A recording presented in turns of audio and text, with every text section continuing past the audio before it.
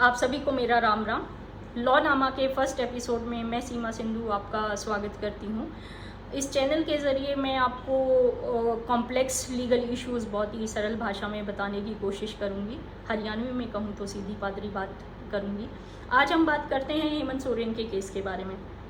हेमंत सोरेन आज supreme court में इंतरिम bell का रिलीफ मांग रहे थे अरविंद केजरीवाल के केस के बेसिस पर, जो कि सुप्रीम कोर्ट ने उन्हें नहीं दिया। सुप्रीम कोर्ट ने उसके दो कारण बताए। पहला तो ये कि Hemant Soren already trial court में रेगुलर बेल की अर्जी लगा चुके हैं, और दूसरा ये कि उनके केस में ऑलरेडी जुडिशियल कॉग्निजेंस हो चुकी है, जैसा कि अरविंद केजरीवाल के केस में नहीं था। अब मैं आती हूँ अरविंद केजरीवाल के केस पर। अरविंद केजरीवाल का केस अपने आप में एक जुडिशियल प्रेसिडेंट है। जैसा कि अमित शाह ने एक इंटरव्यू में कहा कि ये कोई रूटीन जजमेंट नहीं थी, तो मैं आपको बताती हूँ कि ये रूटीन जजमेंट क्यों नहीं थी। उससे पहले मैं आपको अरविंद केजरीवाल के केस के फैक्ट्स बता दूँ।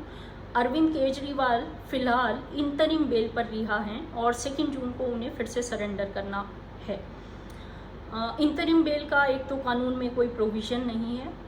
ये कोर्ट्स की अपनी इन्वेंशन है, जहां कोर्ट्स को लगता है कि अक्यूज पर्सन को रेगुलर बेल नहीं दी जा सकती, पर न्याय की ये मांग है कि उसे एक टेम्परेरी रिलीफ दे दिया जाए, तो कोर्ट उनको इंतरिम बेल का रिलीफ दे देती है, जिसके बाद उनको फिर से सरेंडर करना पड़ता है।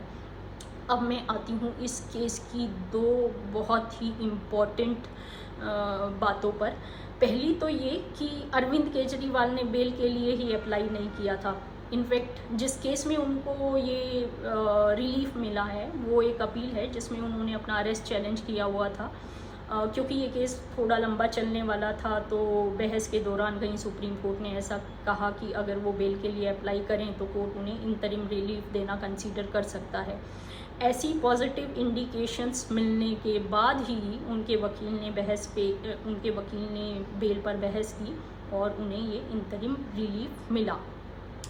अब मैं आती हूँ इस केस की दूसरी सबसे इम्पॉर्टेंट बात पे।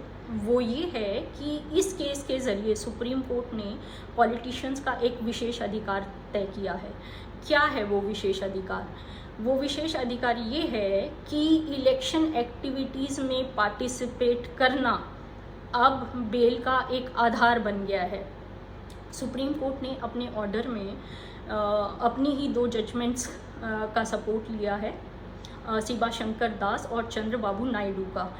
इन दोनों ही केसेस में एप्लीकेंट्स ने बेल की एक कंडीशन को चैलेंज किया हुआ था। वो कंडीशन ये थी कि वो बेल के दौरान किसी पॉलिटिकल एक्टिविटीज़ में पार्टिसिपेट नहीं करेंगे।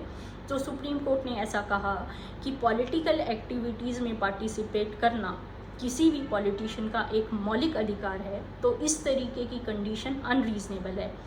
इन्हीं दोनों जजमेंट का सपोर्ट लेते हुए सुप्रीम कोर्ट ने अरविंद केजरीवाल को इलेक्शन एक्टिविटीज़ में पार्टिसिपेट करने के लिए इंतरिम बेल दी। पर ये दोनों केस अरविंद केजरीवाल के केस से बहुत डिफरेंट हैं, क्योंकि उन दोनों ही केसेस में एप्लीकेंट्स को पहले ही बेल मिल चुकी थी और ये बेल की एक कंडीशन थी, जबकि अरविंद केजरीवाल के केस में इलेक्शन एक्टिविटीज़ में पार्टिसिपेट करना बेल का आधार बना दिया गया है। आई होप मैं आपको ये डिफरेंस बहुत क्लियरली समझा पा रही हूँ, और साथ ही उम्मीद करती हूँ कि मैंने बहुत ही इम्पॉर्टेंट केस आपको बहुत सरल भाषा में और बहुत जल्दी समझाने की कोशिश करी। ऐसी ही कोशिश मेरी फ्यूचर में रहेगी। हमसे जुड़ने के लिए कृपया सब्सक्राइब करें मेरा चैनल, और नेक्स्ट एपिसोड तक के लिए आपका बहुत बहुत धन्यवाद।